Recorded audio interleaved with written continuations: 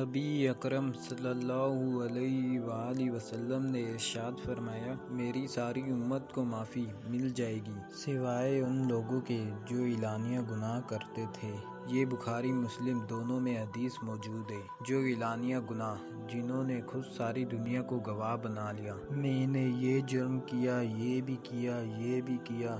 جب بندہ بہت زیادہ غافل ہو جاتا ہے پھر اعلانیہ گناہ کرنے لگ جاتا ہے۔ ایک گناہ پھر اس کا اظہار گناہ۔ ایک بندہ، حدیث پاک میں آتا ہے، ایک بندہ رات کو کوئی غلطی کرتا ہے، اللہ تعالیٰ اس پہ پردہ ڈال دیتے ہیں، لیکن وہ سویرے خود لوگوں کو بتاتا پھرتا ہے، میں نے یہ کیا، میں نے یہ کیا۔